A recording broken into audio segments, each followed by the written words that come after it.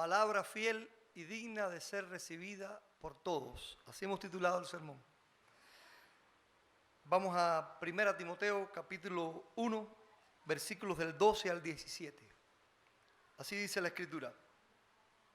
Doy gracias al que me fortaleció, a Cristo Jesús nuestro Señor, porque me tuvo por fiel poniéndome en el ministerio, habiendo yo sido antes blasfemo, perseguidor e injuriador, mas fui recibido a misericordia porque lo hice por ignorancia en incredulidad. Pero la gracia de nuestro Señor fue más abundante con la fe y el amor que es en Cristo Jesús. Palabra fiel y digna de ser recibida por todos, que Cristo Jesús vino al mundo para salvar a los pecadores, de los cuales yo soy el primero.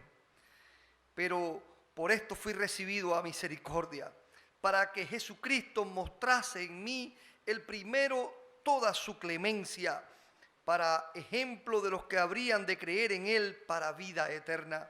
Por tanto, al Rey de los siglos, inmortal, invisible, al único y sabio Dios, sea honor y gloria por los siglos de los siglos. Amén. Oramos. A ti sea la gloria, el honor en esta iglesia, oh Dios, por siempre. Padre, nosotros creemos verdaderamente que esta palabra tuya es fiel y digna de ser recibido por todos. Por eso hoy queremos predicar esta verdad. Oh Dios, pero reconocemos la insuficiencia humana para predicar la palabra y para entenderla. Así que la iglesia hoy, yo como pastor, nos ponemos en tus manos, en manos del Espíritu Santo, para que nos ayudes a entender, para que nos ayudes a predicar tu verdad, sin alejarnos de esa palabra fiel y digna. Y que el púlpito hoy, oh Dios, sea hoy el que sostenga con tu poder y tu gracia la verdad de tu palabra predicada en este lugar. Que desde esta plataforma, desde este púlpito se predique hoy solamente tu verdad. En Jesucristo oramos. Amén, Señor.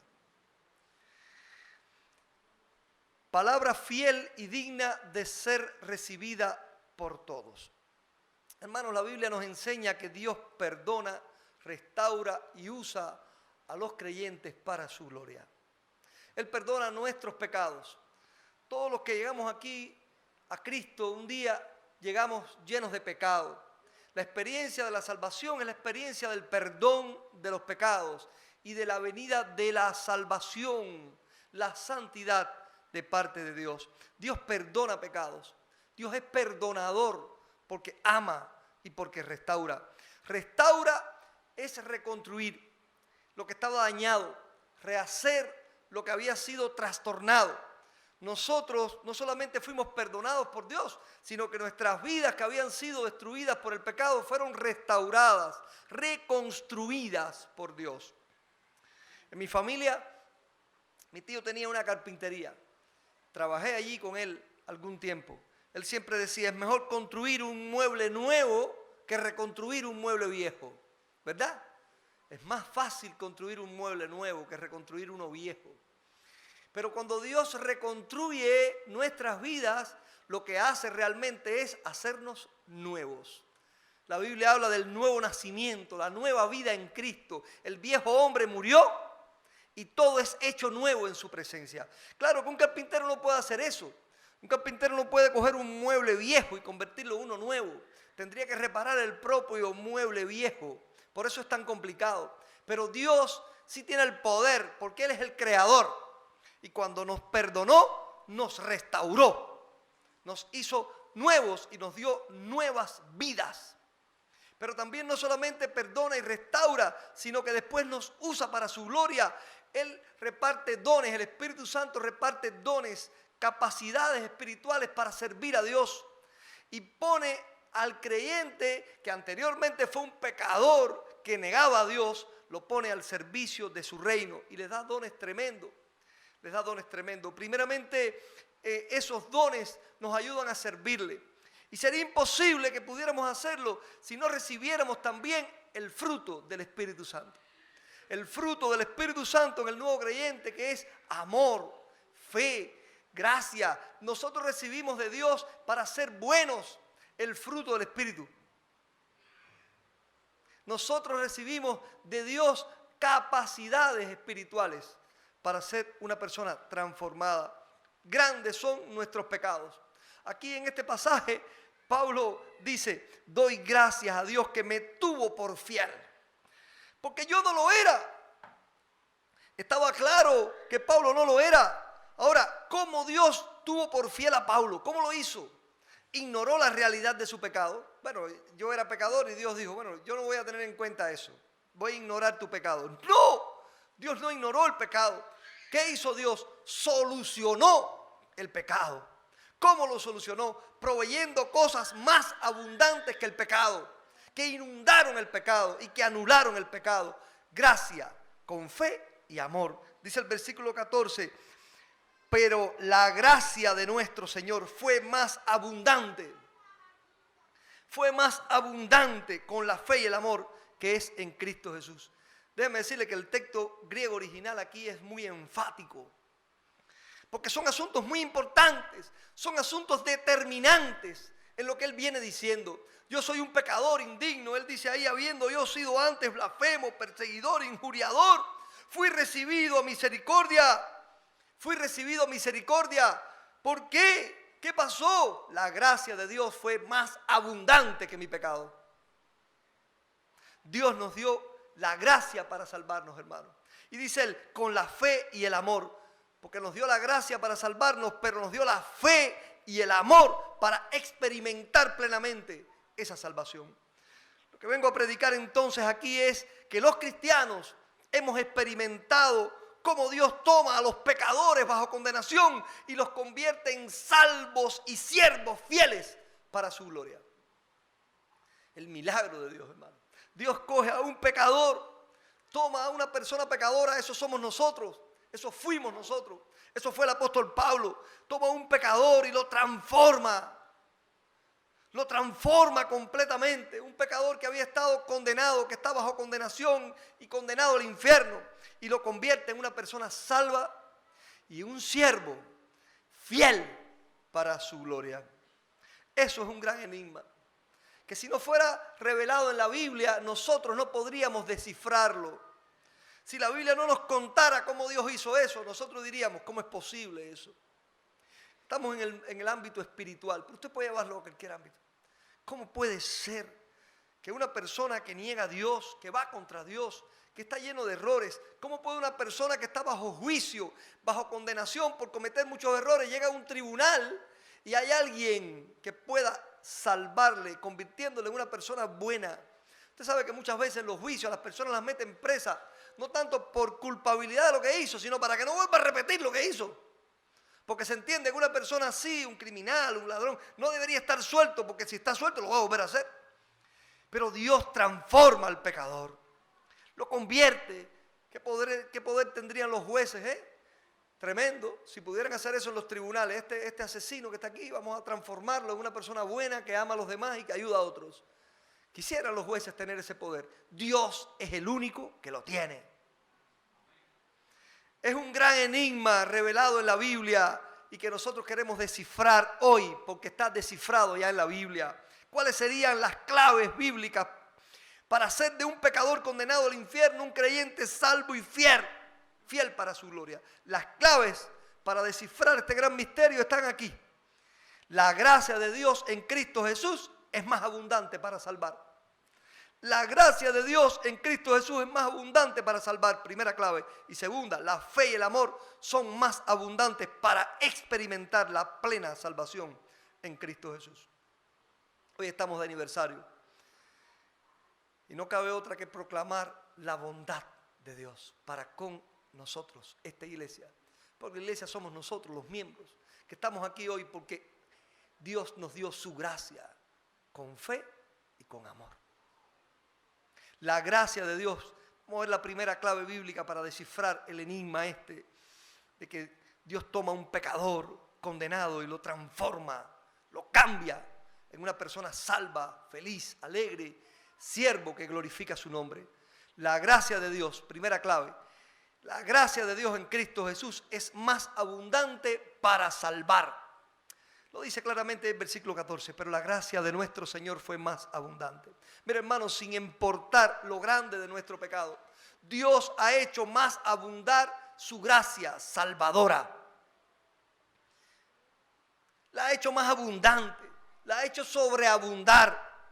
Dios nos dio su gracia para salvarnos. La palabra gracia en griego se escribe charis, o se dice charis. Y si usted va a un diccionario se va a encontrar, es grande lo que dice acerca de la gracia. Pero en cierto sentido, o para resumirlo, la gracia es ese favor inmerecido de Dios a los hombres, ese don, ese regalo inmerecido por el cual la salvación es otorgada por Dios y no ganada por los hombres. Se contrapone en la Biblia al infructuoso intento humano de buscar la salvación por medio de la ley. La gracia salvadora es la obra de Dios a través de Jesucristo. La gracia no es otra cosa, hermano, que un regalo que Dios nos hace de salvarnos, transformarnos. Es el regalo de Dios. Y se contrapone a las personas que quieren, o al infructuoso trabajo, intento de ser salvo guardando obras de la ley, porque ninguna persona puede ser bueno totalmente después de la caída de Adán. Porque heredamos el pecado. Heredamos el pecado. Y usted puede decir, yo he sido una buena persona, pero seguramente tiene pecados. Y hay gente que dice, sí, pero yo he hecho más cosas buenas que malas. Dígale eso a un juez en el tribunal. Usted robó y te lleva allí y dice, usted está condenado por robar. Sí, es verdad que robé, pero usted tiene que recordarse, yo ayudé a un viejito, yo hice esto, y saca todo lo bueno que usted ha hecho. Y el juez le va a decir, muy bien, te felicito por lo bueno que hiciste, pero tú estás aquí porque robaste y te voy a condenar por ello. Tú puedes haber hecho muchas obras buenas, pero un solo error te puede llevar a un tribunal y ser juzgado y ir a la cárcel. Un solo error que se descubra. Yo suelo decir a las personas cuando estoy predicando por ahí, les digo, en las cárceles hay solamente un 1% de los que deberían estar. Ese 1% es a los que descubrieron. Muchos de los que están hoy aquí sentados tal vez tengan algún pecado por allá atrás, en el cual si hubiera sido descubierto, usted hubiera sido sancionado por la ley. ¿Por qué no pudo la ley sancionarlo? Porque no supo su error. Pero delante de Dios toda tu vida está desnuda, hermano. Toda la vida está desnuda. Todas las cosas ocultas, toda palabra, dice la Biblia, será llevada a juicio por Dios un día. Dios conoce todo el pecado. Cuando Pablo no era cristiano, él no se veía pecador. Él se veía digno. Cuando él dice la dignidad de él en algún momento allá en Filipenses, dice, porque yo era un hombre hebreo de hebreo en cuanto a la ley, fariseo, celoso. Él era para sí mismo un espectáculo de ser humano. Es una maravilla. Es un hombre bueno. Pero cuando él tuvo su encuentro con Cristo, él descubrió que él era un gran pecador. Déjeme decirle que Pablo describe su situación pecaminosa aquí muy enfáticamente, pero no solamente aquí, hay muchas listas en la Biblia donde Pablo dice, yo antes fui. Aquí dice, fui blasfemo, yo blasfemaba a Dios, yo era perseguidor de la iglesia, yo era injuriador. Hay varias listas donde él dice cómo él era de pecador. Tal es el punto que en el versículo 15 dice, salvar a los pecadores, de los cuales yo soy el primero. Él se ve a sí mismo como el más grande pecador. Él no puede entender que haya alguien que haya pecado más que él. Y él piensa en su culpa, pero también insiste en cómo llegó a ser salvo. En cada una de las listas que Pablo hace acerca de sus grandes pecados, el énfasis no está en proclamar cuán pecador era, sino cuán abundante fue la gracia de Dios que se sobreabundó sobre su propio pecado. En Romanos 5:20 Pablo dice, mas cuando el pecado abundó, sobreabundó la gracia, para que así como el pecado reinó para muerte, así también la gracia reine por la justicia para vida eterna mediante Jesucristo, Señor nuestro. El pecado vino a reinar para muerte, pero sobreabundó la gracia. Y dice Pablo, mientras más abunda el pecado, más sobreabunda la gracia, porque la gracia siempre va a sobreabundar por encima de cualquier pecado. Por eso Dios dice, si vuestros pecados fueren como la grana, rojo fuerte como la nieve, serán emblanquecidos. Porque Dios puede transformar todas las cosas, hermano. Usted y yo, sí, yo y usted también, éramos pecadores indignos de Dios. Pero sin importar lo grande de nuestro pecado, mayor ha sido la gracia de Dios en Cristo Jesús para salvar. Para salvar. Porque el pecado del hombre, consciente, inconsciente, a propósito, como sea, jamás igualará la potencia de la gracia salvadora de Jesucristo en la cruz del Calvario. Dios puede, hermano, tomar a un hombre pecador, a una mujer pecadora, a la más pecadora de todas, al más pecador de todos. Los puede tomar y transformarlo y convertirlo en una persona salva, fiel para su gloria. Había un hombre en una región de Israel llamada Gadara. Era un hombre trastornado. Era un hombre loco. Era un hombre a quien todo el mundo temía. Lo habían atado con cadenas, pero él las rompía. Andaba desnudo por las calles, por los lugares, se escondía en las cuevas.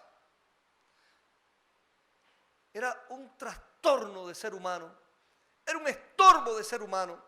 Era un hombre odiado, despreciado, hasta que se encontró con Jesucristo. Y la Biblia dice que cuando él se encontró con Jesucristo y Jesucristo lo transformó, la gente de aquel lugar lo vieron, dice, sentado, vestido y en su juicio cabal. Hermano, esas palabras de la Biblia son tremendas. Describen mucho de la vida de muchas personas. Que tal vez la gente no descubra cuán trastornado estábamos nosotros. Tal vez mucha gente no descubra cuán trastornado tú estás hoy. Cuán loco, cuán desnudo te ves. Cuán encadenado te sientes. Pero en Cristo Jesús puedes ser hallado por ti mismo y por otro, sentado, tranquilo, vestido, cubierto y en tu juicio cabal. Los cristianos hemos experimentado eso. Hemos experimentado cómo Dios toma a los pecadores bajo condenación y los convierte en salvos y siervos fieles para su gloria. Y como decíamos anteriormente, ese enigma no podría ser descubierto por nosotros mismos si no es revelado por la palabra de Dios. Y la segunda clave bíblica para descifrar el enigma es: la fe y el amor son más abundantes para experimentar plenamente la salvación.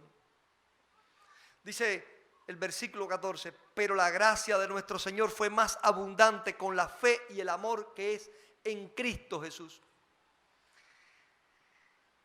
Más abundante con la fe y el amor. Dios no solo nos salva, Dios nos hace experimentar el gozo de la salvación por la abundancia de la fe y el amor en nosotros. Hermano, ¿qué diferencia hace? Muchísima, muchísima. Porque usted no solamente fue salvado, sino que también fue adoptado. Usted fue adoptado para recibir de Dios la fe y el amor. Y para experimentar en nosotros la fe y el amor como un fruto del Espíritu en nosotros. Y para dar abundantemente. Dice el comentarista William Hendrickson, la frase fe con fe y amor indica el efecto de la gracia en el corazón y en la vida de Pablo y de los creyentes. La gracia enciende la fe y el amor. Sí, hermano, la gracia enciende en nosotros la fe y el amor. Inunda el alma con estos dones divinos. El apóstol le gusta esta combinación. Para él la gracia es siempre la raíz, la fe y el amor el tronco. Y las buenas obras el fruto del árbol de la salvación. Esta fe y este amor son en Cristo Jesús. Esto es, estando centrados en Él. Pablo posee estas gracias debido a su unión mística con Cristo, el Salvador.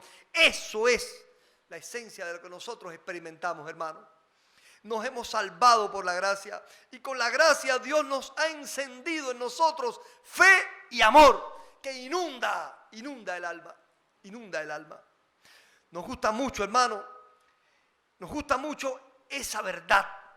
Experimentar en nosotros fe y amor. Él dice, la gracia es, dice Henry, dice, la gracia es siempre la raíz. La fe y el amor son el tronco. Y las buenas obras son los frutos de la salvación, no para salvar. Hay gente que cree que hacer buenas obras para salvarme. No, haces buenas obras. Las buenas obras son el fruto de ser salvados. La mata de mango no da mangos para que la siembren. Da mango porque está sembrada. Si la arrancas no da frutos. Nosotros damos frutos porque estamos enraizados, estamos sembrados, estamos cimentados sobre Jesucristo. Hermanos, la fe y el amor son tan importantes en nuestras vidas. Se puede vivir sin fe, sin creer, sin tener esperanza, sin confianza. Eso es fe. Se puede vivir así.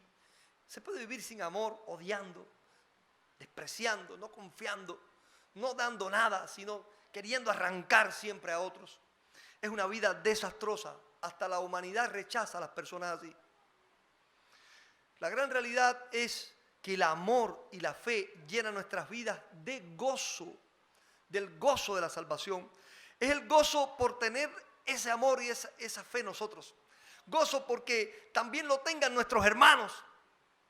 En la carta a Tesalonicenses, en 1 Tesalonicenses 3, 6 y 9, el apóstol Pablo dice, pero cuando Timoteo volvió de vosotros a nosotros, nos dio buenas noticias de vuestra fe y amor, y que siempre nos recordáis con cariño, como también nosotros a vosotros, dice Pablo. Qué lindo eso, hermano. Qué hermoso es cuando usted sabe que otras personas le aman a usted y tienen fe en usted, creen en usted, creen en su palabra, creen en su disposición, creen en usted. Y qué hermoso es creer en otros. Creer yo en mis hijos, creer en mi esposa, en su fidelidad, creer en mis hermanos, creer en la gente, amar a otros, experimentar su amor. Pablo continúa diciendo después en el 9, por lo cual, ¿qué acción de gracias podremos dar a Dios por vosotros? Por todo el gozo con que nos gozamos a causa de vosotros delante de nuestro Dios. El gozo que tenemos, ¿qué acción de gracia puedo dar a Dios por el gozo que siento de que ustedes, hermanos, tienen fe y amor por nosotros? Y yo tengo fe y amor por ustedes. La fe y el amor, sí, hermano, nos trae gozo de la salvación. La fe y el amor nos impulsa a las buenas obras. Hay muchas enseñanzas bíblicas sobre esa verdad. Pablo deseaba hacer el mismo anatema, dice la Biblia. Dice él en el Romanos, allá capítulo 9, versículo 3. Yo deseo ser anatema por amor a mis hermanos, los israelitas perdidos. ¿A qué punto, hermano? Impulsa el amor. El amor impulsa a una madre a morir por un hijo. El amor impulsó a Dios a entregar su hijo por nosotros. Obras, buenas obras, el amor. Sufrió Pablo padecimientos por amor a otros, experimentando la gracia de Dios. Nosotros experimentamos el amor de Dios y somos capaces de sufrir por otros, por amor a Cristo. Superamos debilidades. ¿Qué hace una madre por amor a un hijo? ¿Qué hace un padre por amor a sus hijos? ¿Qué hace usted por amor a alguien? Hace cosas tremendas, hermano. Hace cosas tremendas. Se niega a sí mismo. Gasta lo suyo. La fe y el amor son tan importantes, hermano. También son coraza de protección contra los enemigos. Tenemos fe en que puede cambiar si se rinde a Cristo ese enemigo. Le amamos porque no odiamos. Dice Tesalonicenses también, 1 Tesalonicenses 5:8. Pero vosotros que somos del día, seamos sobrios, habiéndonos vestido con la coraza de la fe y el amor. Escucha eso, la coraza de la fe y el amor, con la esperanza de salvación como yelmo. El yelmo era lo que se ponía el soldado en la cabeza para protegerse. La coraza iba por delante y por detrás. La fe y el amor. La fe y el amor son coraza, hermano. Son coraza de protección para nosotros. También dice el comentarista Géndice que nos enseña este pasaje que la fe aquí es un seguro conocimiento de Dios y de sus promesas y una verdadera confianza de que todos sus pecados le han sido perdonados en Cristo y que el amor en el creyente es la rendición del ego propio ante Dios. Del ego que nosotros teníamos, lo rendimos a Dios, que es el objeto, Dios mismo, del deleite y del espíritu del gozo y la gratitud en nosotros, hermano. Sí, hermano. Sin fe y sin amor, ¿cómo sería la vida de un ser humano? Tal vez usted tuvo eso en otro tiempo. Tal vez usted conoce a alguien así. Pero es una vida desastrosa. Ahora, si usted, por la gracia de Dios, llega a ser salvo, perdonado, si Dios le perdona a usted y usted se siente que ya es perdonado y salvo y no se condena, pero no tiene fe y amor, qué desastre, hermano. Por eso es que sobreabunda la fe y el amor también el que Dios nos da. Damos gloria a Dios que juntamente con la gracia que nos salvó, también llenó nuestros corazones de fe y de amor. No solo soy salvo, soy nueva criatura. Nueva criatura llena de fe y amor. Concluyo, hermano. Hemos estado diciendo que los cristianos hemos experimentado cómo Dios toma a los pecadores bajo condenación y los convierte en salvos y siervos fieles para su gloria. Dijimos que esto es un gran enigma, que no puede ser revelado de forma natural, sino que solamente la Biblia nos puede dar las claves para descifrar el enigma. Y las claves bíblicas están aquí. La gracia de Dios en Cristo Jesús ha sido más abundante para salvar. Por eso Dios puede coger un pecador como tú y como yo y transformarlo, hacerlo salvo y usarlo fielmente para su gloria. La segunda clave, la fe y el amor son más abundantes para experimentar plenamente la salvación, porque somos transformados por Dios. Hermano, el pecado nos alejó de Dios. La gracia nos acercó a Dios. La fe y el amor que nos otorgó al salvarnos nos hacen felices, útiles y fuertes en su presencia. Pablo proclama en el versículo 15, palabra fiel y digna de ser recibido por todos, que Cristo Jesús vino al mundo para salvar a los pecadores, de los cuales yo soy el primero. Tremendo, hermano. Dice en el 12, doy gracias al que me fortaleció, a Cristo Jesús nuestro Señor, que me tuvo por fiel poniéndome en el ministerio. Así que ahí está la palabra fiel y digna de ser recibido por todos. Soy salvo porque Cristo Jesús vino al mundo para salvarme a mí, que soy un pecador. Y soy útil, soy feliz porque me tuvo por fiel para ponerme a servirle en el ministerio. Por creación, hechos a imagen y semejanza de Dios, los seres humanos nacen con fe, nacen con afecto natural, con amor. Y así son los niños. Pero el pecado va destruyendo esto poco a poco en muchas personas. En unos un poco más, en otros un poco menos, y en otros los destruye completo. Cuando los seres humanos, después con el tiempo, empiezan a experimentar la traición, el robo, el abandono, los homicidios, las mentiras que destruyen la vida de muchas personas, entonces estas personas de pronto se sienten incapaces de confiar, incapaces de amar, porque el pecado le ha trastornado la vida. Un hijo abandonado por su madre y por su padre pierde el afecto natural. Una madre a que le asesinan a su hijo dice, no puedo amar a ese asesino, lo odio. Y empieza a crecer en las personas sentimientos ajenos a la fe y el amor que Dios puso de forma natural por creación en él cuando nació. ¿Quién puede cambiar eso, hermano? ¿Quién puede cambiar eso? Solo Dios puede hacer la diferencia, hermano. Solo Dios puede. Por eso solo a Él debemos adorar. Por eso solo a Él debemos servir. Por eso solo a Él debemos glorificar. Él puede transformar y nos ha transformado. ¿Tú dices amén? Soy capaz de amar. Soy capaz de tener fe en Dios, en las personas. Soy capaz de amar a otros, hasta mis enemigos, porque Dios puso eso en nosotros. Nadie puede hacer eso. Soy salvo, tengo la seguridad eterna, me puedo morir ahora, no tengo miedo a nada, porque Dios está conmigo y me dijo, tú eres mi hijo y no te dejaré ni te abandonaré, estarás conmigo en el paraíso. Solo Dios puede hacer eso. Hermano, por esa razón es que Pablo estalla después en el versículo 17 con esta frase maravillosa que debía ser parte también del estallar del corazón de nosotros. Pablo dice, por tanto, al Rey de los siglos, inmortal, invisible, al único y sabio Dios, sea honor y gloria por los siglos de los siglos. Amén. Amén. Como Dios toma a los pecadores bajo condenación y los convierte en salvos, en siervos fieles, llenos de amor y de fe para su gloria. Eso lo hemos experimentado nosotros los cristianos. ¿Lo has experimentado tú que estás aquí hoy? Si alguien no lo ha experimentado, no esperes más, porque palabra fiel y digna de ser recibida por todos es esta. Esta es una palabra verdadera y fiel. Por 2000 años ha transformado Dios vidas de todo tipo.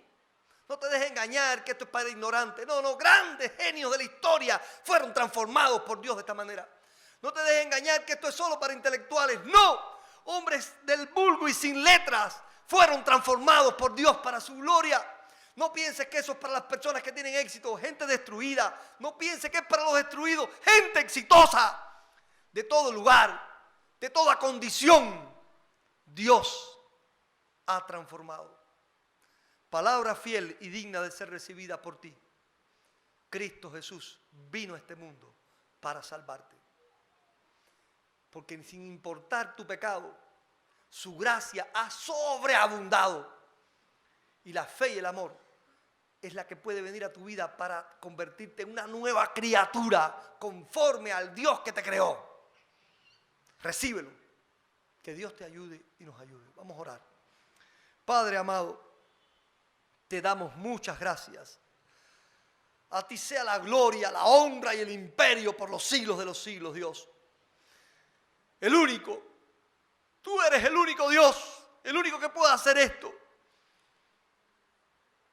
Incluso los que creen en falsos dioses no proclaman esta verdad, no pueden.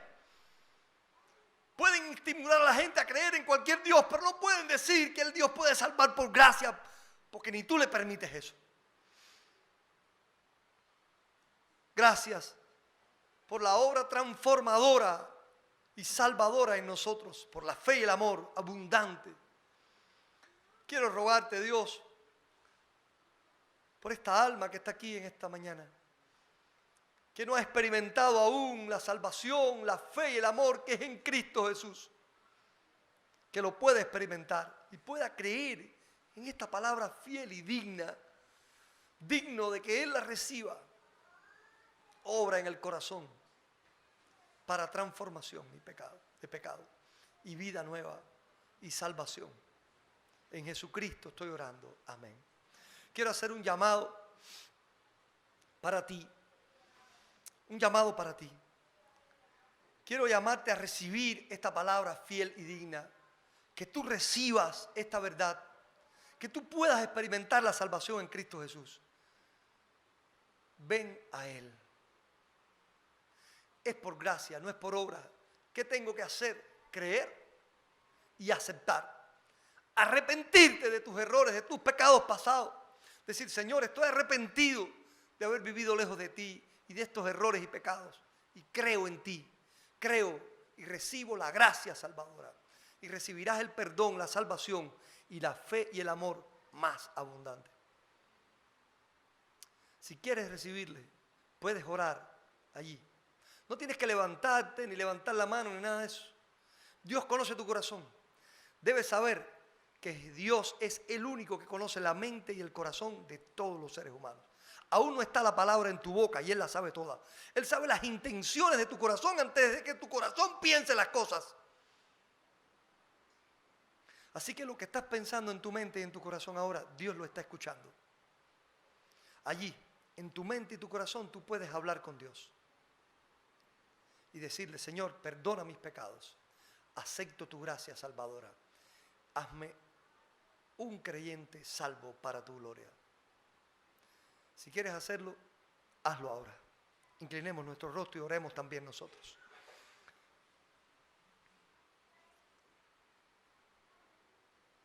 Habla con Dios. Dile: Señor, perdona mis pecados.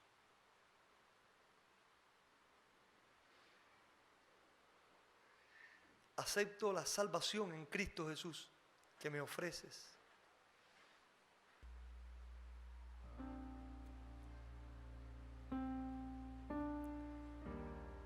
Lléname de ese amor y fe sobreabundante.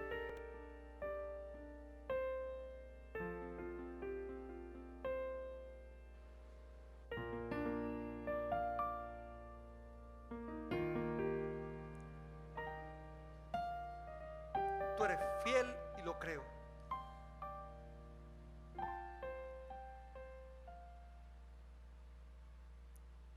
Oro en el nombre de Jesucristo. Amén. Si has hecho esa oración, la Biblia dice que todo lo que tú le pidas a Dios creyendo lo recibirás. Y si has pedido ser salvo, la Biblia dice que todo aquel que invoque el nombre del Señor y crea en su corazón que Dios le levantó de los muertos, será salvo. Esa es una promesa que nosotros experimentamos. Si has hecho esa oración, eres salvo en Cristo Jesús. Y la seguridad va a venir de tu propia fe en creer que así es. Y Dios te lo va a mostrar en la transformación de tu vida de hoy en adelante. Cuando empieces a experimentar ese amor que nosotros experimentamos y llamamos el primer amor, porque es algo que inunda, llena de una manera increíble nuestras vidas. Y la fe para creer que es posible tu nueva vida en Dios. Que Dios te ayude. Voy a tener una última oración por los que han orado. Señor, esta persona que oró y recibió la salvación, bendícela. Si alguno dudó, aclárale su mente y ayúdalo a experimentarlo. Si alguno no creyó, convéncele con tu Espíritu Santo de tu verdad. Oramos por Jesús. Amén. Por último te diré, si has hecho esa oración y quieres aclarar dudas y demás, habla con la persona que te invitó hoy a la iglesia, habla conmigo como pastor. Estamos dispuestos, algún amigo que tienes aquí, para responder tus preguntas y tus dudas. Si no has hecho esa oración, si tienes todavía algunas otras dudas y quieres hacer preguntas, hazlas. Si quieres seguir viniendo a nuestra iglesia para poder conocer más, si quieres hoy mismo antes de ir a la cama, arrodillarte frente a tu cama o hablar con Dios acostado allí y decirle: perdóname y recíbeme, hazlo. No te demores. Dios está dispuesto. Solo faltas tú. Que Dios te bendiga en esta mañana.